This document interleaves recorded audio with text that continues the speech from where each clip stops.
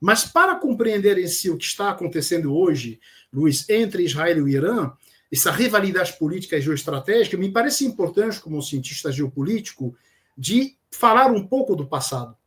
Porque nós não podemos, no âmbito das relações internacionais, falar da relação entre o Irã e Israel, né, no que está acontecendo desde abril de 2024, quando Israel atacou por via aérea o consulado de Damasco na Síria, matou, e teve uma ação iraniana, né, que também então revidou, sem compreender as relações, as excelentes relações que existiam outrora entre Israel e o Irã, entre os anos 50 e 79, ou seja, antes do advento da Revolução Islâmica no Irã. Né? Por que eu estou falando disso?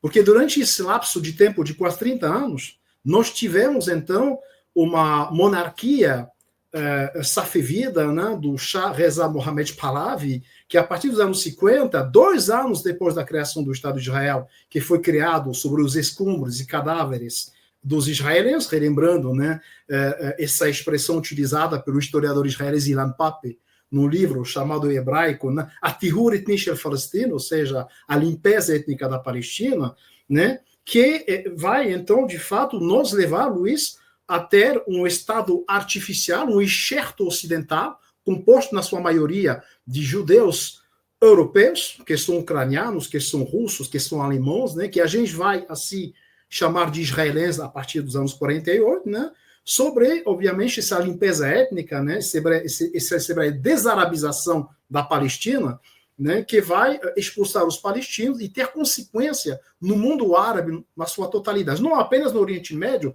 mas na parte ocidental do mundo árabe, ou seja, no Magreb, sendo que hoje nós temos uma aliança estreita entre Israel e Marrocos, ao detrimento da Argélia, que é o principal aliado estratégico da Palestina e também do Irã.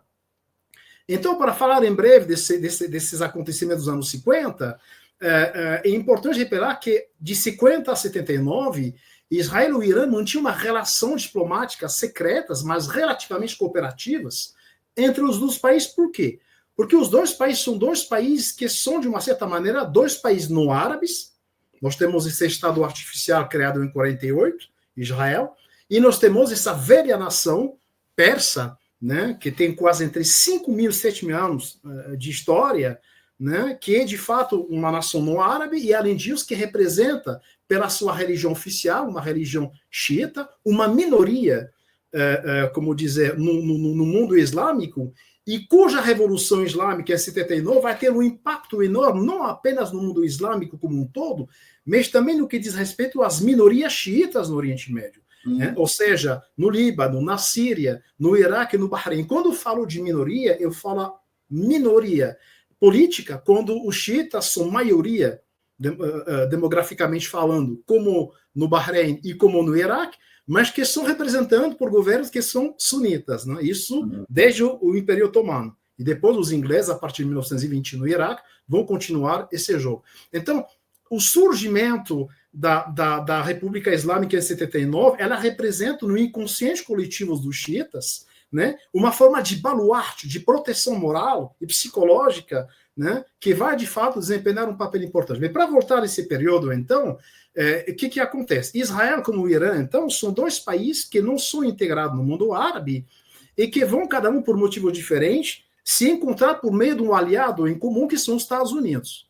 O Irã, a partir da monarquia safevida de 1915, de 1925 até 41, com Reza Pahlavi, e de 1941 até 79, com Mohammad Reza Pahlavi, vão querer modernizar o Irã, ou seja, de uma certa maneira, atrair o Irã até o campo ocidental, relembrando que em 53 teve a tentativa de nacionalização, né, do petróleo pelo Mohamed Mossadegh, né, e vai ter um golpe de Estado, né, fomentado pela CIA, e então o Irã vai se encontrar nessa relação particular com os Estados Unidos, querendo dar uma imagem de um país moderno, ocidentalizado, e Israel, por outro lado, vai se encontrar no campo israelense, né? Porque, como dizia o Gamal Abdel Nasser, né, o líder egípcio, Israel é o filho adotivo dos Estados Unidos. Então, esses dois países vão se encontrar por diferentes motivos. O primeiro é que Israel é, de um ponto de vista de energia, totalmente isolada, e ela vai precisar do petróleo iraniano, né? Então, nós vamos ter, então, uma aliança energética e nuclear, isso é importante falar depois, né? Por meio de implementação de projetos estratégicos, como o oleoduto entre Eilat e Ashkelon, né, que vai providenciar o petróleo iraniano, né? E sob o chá do Irã, nos anos 70, o Irã lançou um ambicioso programa nuclear civil com o apoio dos Estados Unidos, da França e da Alemanha Ocidental, né? Então, essa relação entre Israel e o Irã vai ser uma relação que não vai ser oficial, não vai ter.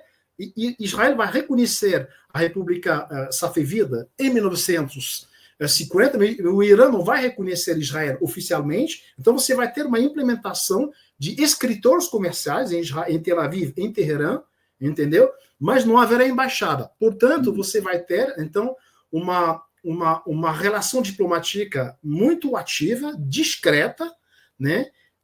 Que vão, então, incluir projetos conjuntos na área agrícola, porque os israelenses têm um know-how, né, um conhecimento, ferramentas muito bom no que diz respeito ao desenvolvimento da agricultura em período de sequia, né, que ela vai desenvolver na África também, energética e nuclear.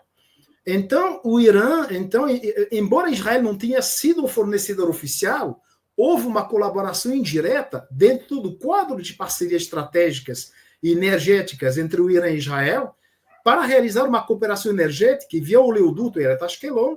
E como o Irã era o parceiro de Israel na empresa IAPC, que era uma empresa operadora do oleoduto, né, essa parceria que visa garantir o fornecimento de petróleo para Israel, pode ter tido, a gente nunca tem certeza, mas a gente sabe, de ter retido um relacionamento indireto com projetos nucleares civis por razão de segurança energética. Essa cooperação técnica energética foi não confirmado oficialmente, né? Alguns relatores sugerem que houve uma troca de conhecimentos técnicos entre Israel e o Irã, né, sobre reatores de pesquisa ou tecnologias de reprocessamento, mas nunca foi, digamos assim, confirmado publicamente, Luiz. Mas o que a gente sabe também que é importante é que nos anos 50, 2 anos depois da criação de Israel, Israel precisa de trazer sangue novo no seu Estado e precisa de uma migração de judeus para o Estado israelense.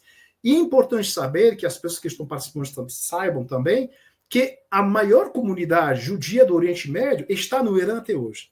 Né? São judeus que a gente chama de Mizrahim, hebraico, que significa os orientais, que é um grupo de judeus que vem de diferentes países da região. Você tem os Kurdim, em hebraico, que vêm dos curdos, os Turquim, que vêm da Turquia, e os Parsim, que são os judeus iranianos. Para você ter uma ideia, nos anos 50, você tinha, Luiz, aproximadamente 100 mil judeus que viviam no Irã, né? Cidadãos. E como é que fica essa mistura? Os xiitas, os sunitas, os judeus, como que se mantém a unidade no Irã? Olha, na unidade, na época, havia absolutamente nenhum problema, porque havia... É importante lembrar que os judeus estão presentes no Irã desde 2.700 anos. A partir de 722 anos do Cristo, você já tinha uma comunidade judaica. Os judeus são espalhados. Por exemplo, eu sou de origem argelina, os meus pais são argelinos, sou natural da França, mas na Argélia, os judeus chegaram em 70 depois do Cristo, quando foi destruído o segundo templo de Jerusalém, na época do imperador romano Tito. Então, os judeus chegaram no norte da África, cujos habitantes eram os berberes, o povo amazigh, 600 anos antes dos árabes, né? Até 11 séculos depois, antes dos árabes. Né? Então, havia uma integração total dos judeus iranianos na sociedade iraniana, né? Porém, é importante relembrar isso, uma coisa muito pouco falada, que no momento da Revolução Iraniana, em 79, uma boa parte da comunidade judaica do Irã vai apoiar a Revolução Islâmica. Então, você não tem uma... Isso é importante porque é muito pouco falado. O Youssef Hamadi Cohen, que era o ex-rabino de Teherã e da comunidade judaica do Irã, bem como o Harun Yal-Shahai, que era um marxista-leninista, né, apoiaram a Revolução Iraniana. Por quê? Porque na época do Shah de Irã, essa liberalização do governo criou uma riqueza, uma burguesia, né, que dominava a vida política e econômica do país, mas a maioria da população iraniana estava decepcionada e vivia numa situação de pobreza extrema. E entre eles, uma boa parte dessa comunidade parsim de judeus iranianos, né, bem como, obviamente, dos intelectos, né, dos intelectuais, como dizer, judeus iranianos, né, que muitos deles militavam no TUDE, o Partido Comunista Iraniano, se juntaram, então, no primeiro momento, à Revolução Islâmica. Né? Então, os judeus iranianos começaram realmente a deixar o Irã a partir de 1980, Luiz, um ano depois da Revolução. Por quê? Porque vai eclodir a guerra Irã-Iraque. Então, a população vai, obviamente, para sobreviver, deixar, não por motivos de antissemitismo, né? O Irã sempre considerou, até a Revolução Islâmica, no Dustur, na Constituição iraniana, que os judeus iranianos têm os mesmos direitos e os mesmos deveres que os outros iranianos, que eles sejam xiita ou sunita. E embora exista também, obviamente, outras minorias étnicas e religiosas, como os Bahá'í também, que tem mais problema, né, que o resto das populações abraâmicas, mas a mesma coisa para os Baluch, para os Azeri, que são as populações que vivem no Irã. Então, você vai ter, até os anos, como dizer, de 50 a 79, então, uma relação de proximidade entre Israel e o Oriente Médio, pelos motivos que eu expliquei, né, que vão ser dos olhos, de uma certa maneira, de Washington no Oriente Médio, né, e que vão, então, obviamente, de uma certa maneira, criar uma aliança circunstancial e que vai impedi-los de não confrontar diretamente o mundo árabe. E outra coisa que é importante também, Israel, nos anos 50, vai também desenvolver uma teoria, uma doutrina, que a gente chama em hebraico de Brit, a periferia, que é a aliança da periferia, que consiste tendo em vista todos os inimigos que estão ao redor de Israel, que não reconhecem, né, em 79 Israel vai implementar uma doutrina que chama doutrina da periferia, ou aliança da periferia, em que ela vai criar umas alianças com países do seu entorno que não são árabes. O Irã, a Turquia, a Etiópia, o Sudão do Sul. E isso é importante porque explica por que o Sudão do Sul se separa do resto do Sudão, porque foi Israel e os Estados Unidos que implementaram e fomentaram a rebelião do Sul-Sudão, né, vendendo, né, o massacre dos cristãos pelos muçulmanos. Teve massacre, obviamente, pelos janjaweed, isso aconteceu, né, mas atrás tem a mão de Israel e dos Estados Unidos no Sudão. Então o Irã faz parte dessa aliança, né, dessa doutrina da periferia, porque os israelenses também, na doutrina da periferia, trabalharam muito sobre as minorias religiosas ou étnicas do Oriente Médio nos países árabes. Já que não podemos ter relações com os países árabes, vamos desenvolver relações com as minorias, talvez no futuro, para que elas possam se revoltar contra os curdos, os circássios, os drusos, né, que vão desempenhar um papel importante em Israel. A partir de 56, vai ser elaborado o pacto de sangue entre o governo israelense e os drusos. Você sabe que em Israel você não tem constituição, né? Israel tem umas leis fundamentais, porque na sua criação em 48 não havia, a oposição religiosa dizia a nossa constituição é a Tora, né? Então vai ter um pacto de sangue que vai privilegiar a minoria drusa, que hoje faz parte do Estado israelense, que tem quase os mesmos direitos que os judeus, né? Porque você tem uma primazia dos judeus, né, no Estado de Israel. Você não tem nacionalidade em Israel, você tem Ezrahut, você tem uma cidadania que classifica judeus, drusos, circássios, beduínos e os árabes embaixo. Então, é a partir desse momento que vai, e a partir de 79 vai acontecer, eu vou acabar rapidinho, a chegada do Mohammed Ruhollah Khomeini, né, o poder, um novo regime islâmico que vai romper completamente com Israel, que vai adotar uma postura ideológica antisionista, hostil, né, e vai passar a chamar Israel de um tumor cancerígeno, no intuito de dizer que Israel é um enxerto ocidental no mundo árabe, cujo corpo oriental não consegue aceitar, né, e que deve ser eliminado. E o Irã vai começar a apoiar alguns grupos armados contra Israel, não no intuito de atacar Israel como agressor, né, porque Israel em 82 vai invadir o Líbano, né? Em 82, o Israel vai atravessar o rio Litânia e vai ocupar durante 22 anos o Líbano, que vai favorecer, imagina, uma resistência legal, legítima, dessa vez, que são o Hezbollah, o grupo xiita, obviamente, que compartilha a mesma fé. Porém, a Revolução Iraniana, em 79, Luiz, ela vai ultrapassar essa questão do xiismo e ela vai querer se impor como um modelo de revolução no mundo islâmico. Pouco importa que seja xiita, e ela vai, então, começar a ter um impacto em países xiitas, em países sunitas, como na Palestina, no Hamas, também na criação na Palestina de um grupo chamado Jihad Islâmico, que é um partido sunita, né? Porém de influência revolucionária xiita, né? Então o Irã vai começar, obviamente, a apoiar esses grupos. Por quê? Porque você vai ter a ocupação, não apenas, obviamente, por Israel, da Cisjordânia, de Jerusalém em 67, a anexão também do Julan, né, do Golã sírio também. Então vai ter inúmeros, digamos assim, problemas que vão fazer com que a Revolução Islâmica, o Irã faz da libertação da Palestina um pilar central da sua política externa. Os países árabes deixam de ter um protagonismo como sendo defensor da causa palestina, porque em 79, além da questão da Revolução Islâmica, nós temos os acordos em 78 e 79, os acordos entre Egito e Israel, os acordos de Camp David, né? O Egito de Anwar el-Sadat deixa de ser o Egito que representa o centro, o foco do nacionalismo árabe, do panarabismo, né? O mundo árabe está completamente, como assim, desinteressado pela causa palestina. Então, quem vai retomar a luta contra a causa palestina vai ser o Irã, devido a esse enfraquecimento da liderança árabe, né? Então você vai ter o Egito, que vai se tornar o primeiro país árabe a reconhecer Israel, visto como uma traição por muitos árabes, mas os regimes árabes são autoritários, divididos, com pouco engajamento real na luta contra Israel. Um pouco como hoje, né? Na realidade, para falar francamente, você vai ter um declínio do panarabismo, que vai e uma guinada para internacionais, alianças com os Estados Unidos, né? Então você tem os países dos Emirados, né, a Arábia Saudita, embora ela começou a... Então é nesse contexto que o Irã revolucionário e xiita se apresenta como um novo ator intransigente, né, frente a Israel, que vai preencher o vazio deixado pelas potências árabes.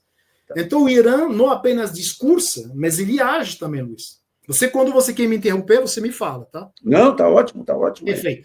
Então o Irã ele vai financiar, vai treinar e armar o Hezbollah, que vivenciou 22 anos de ocupação, entre 78 e 2000, ocupação israelense, né, que vai se tornar um grupo xiita-libanês que se tornar uma das forças mais eficazes contra Israel.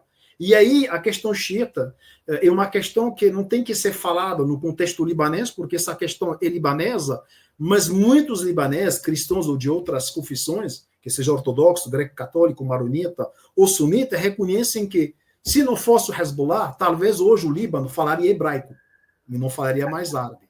Né? Então, ele apoia o Hamas e outros movimentos palestinos, tanto político quanto militarmente, né? Eu já te falei disso, falando do Jihad Islâmico.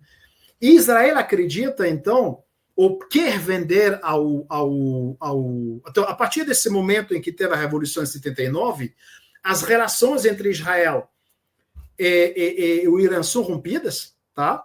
Então, o escritório oficial de Israel em Teherã vai ser cedido ao OLP de Yasser Arafat e transformado numa embaixada da Palestina, né? Mas Israel vai querer vender já nessa época, em 79, a ideia que o Irã quer desenvolver armas nucleares, o que seria uma ameaça existencial para eles. Ou seja, em 79, o mesmo discurso dessa patologia obsessiva de paranoia israelense, em que todo mundo quer atacá-los, então eles têm que atacar em primeiro lugar. Como falavam os romanos, si vis pacem para bellum. Se você quer a paz, prepara a guerra. Né? Então, a resposta a Israel promoveu ações secretas e ilegais, que nós conhecemos esses últimos anos e décadas, que são assassinatos de cientistas, militares iranianos, ciberataque, né?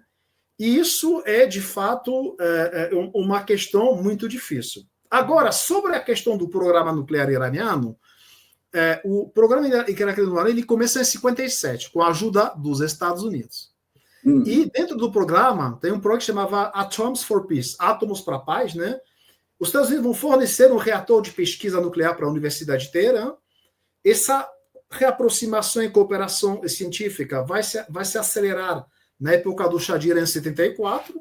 Né? O Shah de Irã em 74 vai criar a Organização de Energia Atômica do Irã.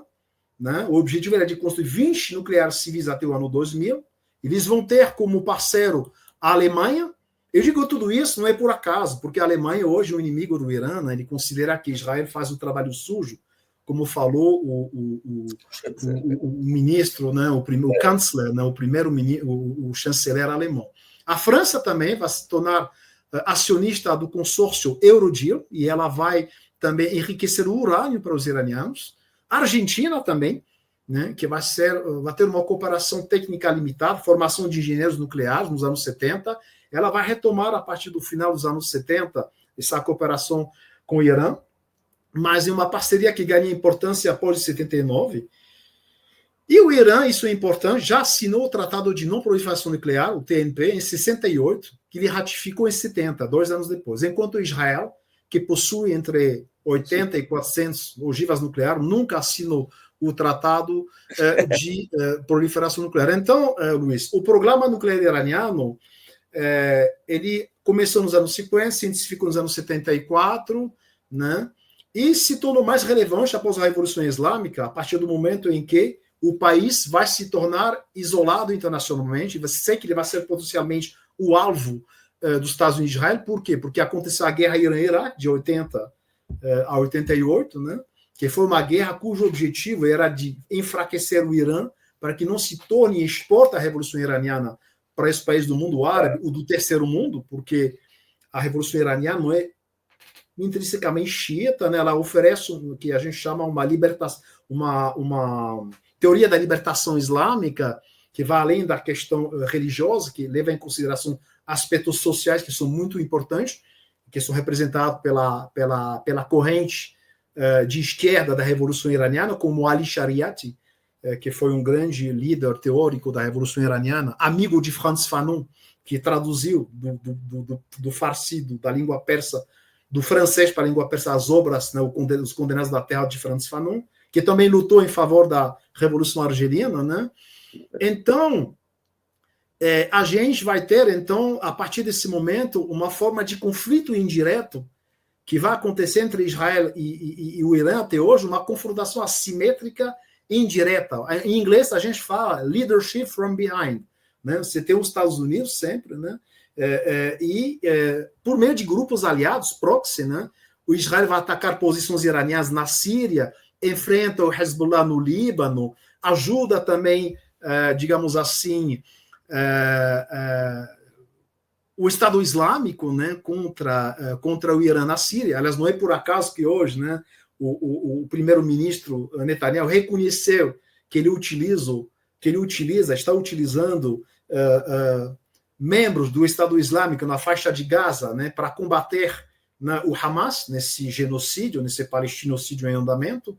Então, a gente pode dizer que esse conflito entre Israel e Irã, ele data de 79, ele é uma combinação de ideologias, disputas regionais, questão de segurança e ambições estratégicas, faz parte de uma disputa mais ampla pela hegemonia do Oriente Médio por parte dos países ocidentais decadentes, né? Por alianças instáveis, guerras por procuração, rivalidades sectárias, que tornou a situação ainda mais complexa, né, hoje, né, que de querer, né, obviamente, então, atacar, né, o Irã, como isso está acontecendo.